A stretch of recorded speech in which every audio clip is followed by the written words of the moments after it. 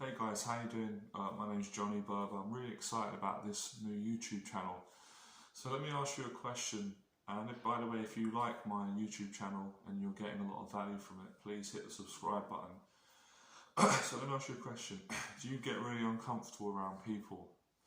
If you do, then listen to this video, stay on this video, because I'm going to really give you a method that's really going to help you to overcome this. So, not feeling comfortable around people, the kind of dictionary definition or term is social anxiety or shyness or social awkwardness. They're all kind of the same things, maybe just different names. So I'll tell you quickly a little bit about myself in case you don't know me. First time you've met me, you might be thinking, never met this person, who's this guy? Is he qualified to be giving me advice on how I can overcome my fear of people, my social anxiety, or not feeling comfortable around people? So I'm very successful in the dating industry, very famous on my other YouTube channel if you checked it out. Coached, I can't give you the full number, it's hundreds of clients in the last kind of almost decade, almost 8 or 9 years, getting on to 10 years. And every guy I work with, in some way or another, had a form of social anxiety and shyness. They weren't comfortable with speaking to the opposite sex, they weren't comfortable speaking to women, and they wasn't comfortable around people. So not only have I battled with social anxiety, and I've had it myself, and I totally know how you feel, I've coached hundreds of people and got them, I've got them over their phobia of people and got them really confident. Or at least some of my clients, it may not have completely taken their social anxiety away, but they're way more confident than they were before they got my help. So with myself, before I got into coaching and helping other people, my social anxiety started as long as I could remember from being a little boy. One of my first memories were I was with my mum and dad, and like other members of our family would call up at the house to come up for dinner and visit.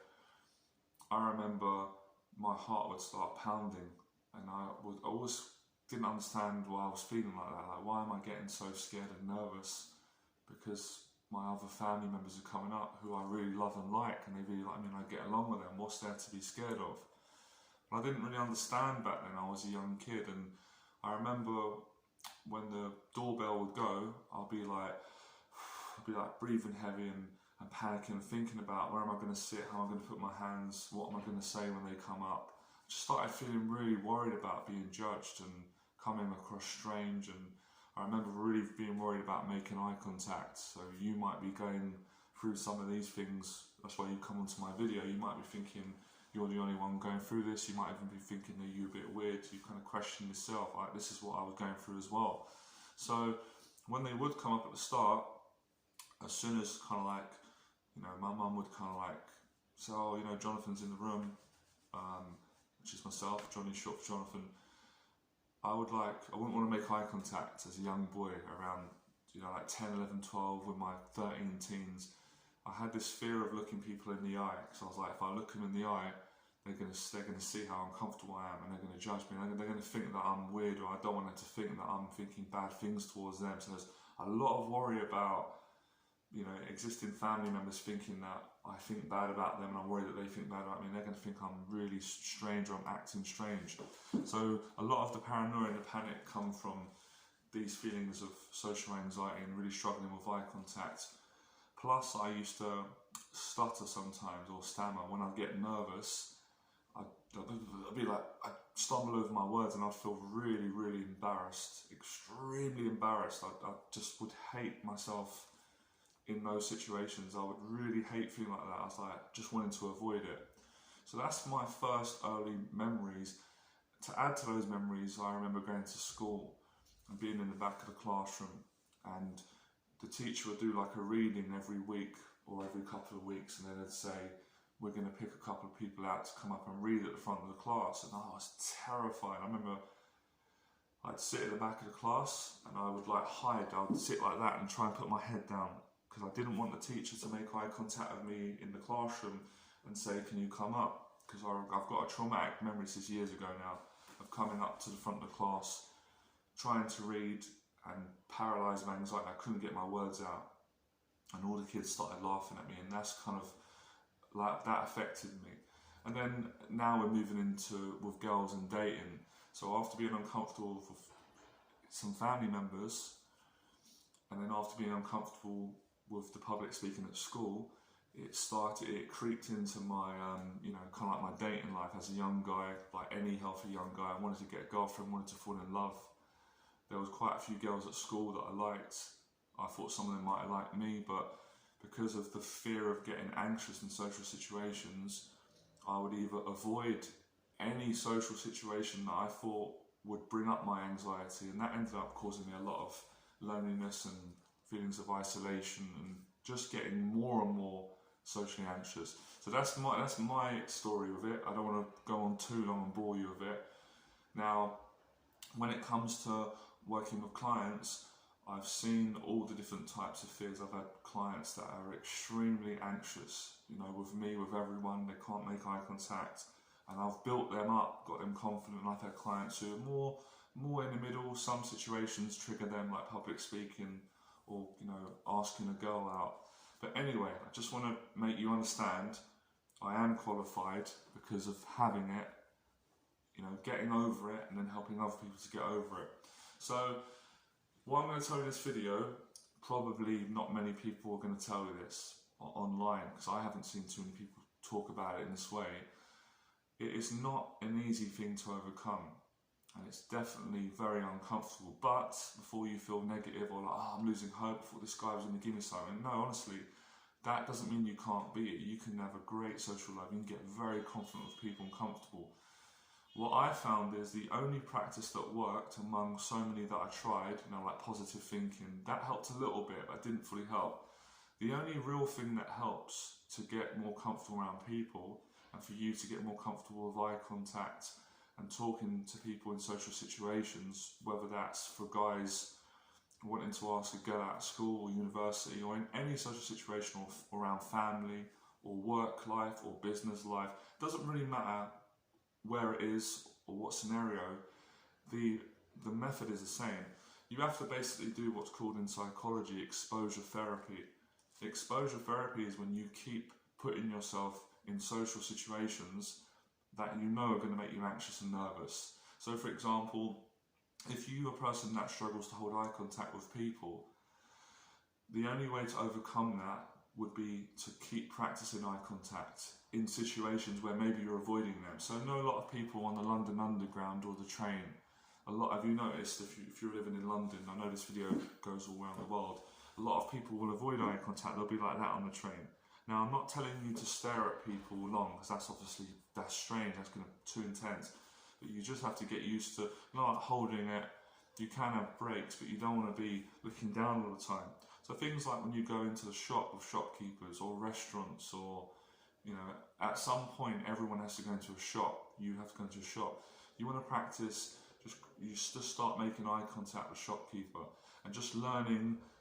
Almost like you are going to panic in some situations, but it's learning how to not increase your panic. Just telling yourself calm down, like nothing's going to happen. Because no one actually hurts you. You're not going to die in these social situations. It's just emotionally you get triggered. Now, what happens when you keep putting yourself into these situations and you really take on the sort of psychology that I'm passing on to your mindset? You actually start toughening up. And what I mean by that is you get stronger emotionally. You get mentally stronger at handling these fearful, stressful, extreme, intense social situations.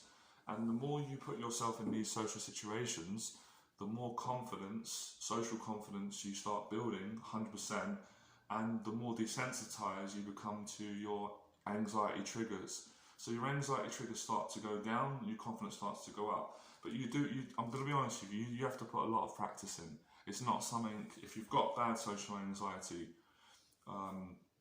whether you're a woman or a man, like I said, and I know a lot of my clients, see, it's funny how some people don't realise that the social anxiety is actually ruining their whole life. It's showing up. So some guys will go, I'm not getting a girlfriend, or I'm not happy in my dating life, or I don't have any dating life. And I'll be like, well, what are you doing? What are you doing about it? And they're like, well, I'm going online, but I'm not really getting on any dates. So I'm getting one date but it's not consistent enough. So what they're doing is they're avoiding their social anxiety. So when they go on that date, if they go online, it's so overwhelming for them because they're not practicing talking to people regularly. Where if I'll say to a guy, well, if you've got really bad social anxiety with people and with women, you really need to go out and speak to women in public, or go to an event, or go to a dating event, or a singles event, or a speed dating event. You need to expose yourself to it in order for it to get better. So the key thing for you to do is the two things I've given you in this video, takeaways.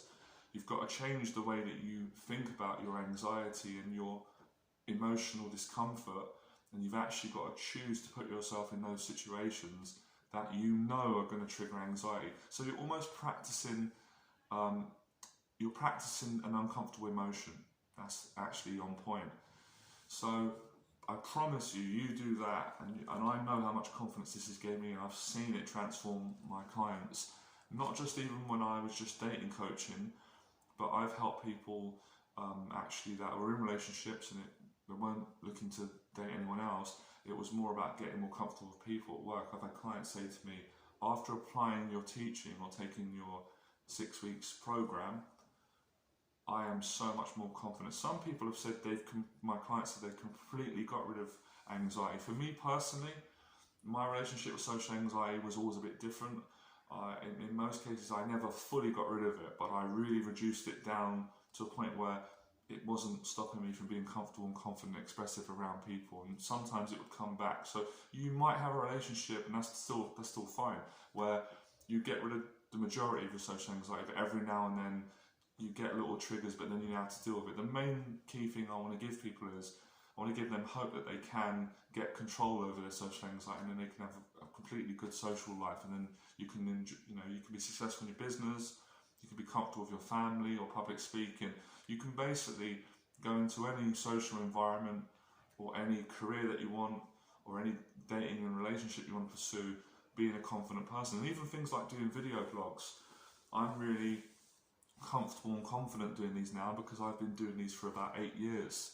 But when I first started, I wasn't, obviously. I was really, really paranoid about coming on camera. I thought I was going to look stupid and my speech was going to come out bad. I was going to start stuttering.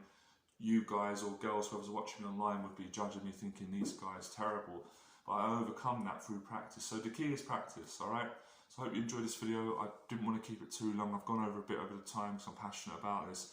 Let me know in the box below if you've got a lot of value from this, and it's just shifted your mindset, made you think different, and maybe come back to the video, go out and practice it, see the results for yourself. And it's helped so many of my clients, it's helped me, alright? So that's how you overcome social anxiety and get more comfortable around people. So like the video, leave a comment, let me know your thoughts, or if you relate to the video, subscribe to the channel. I'll see you next one, alright? Bye.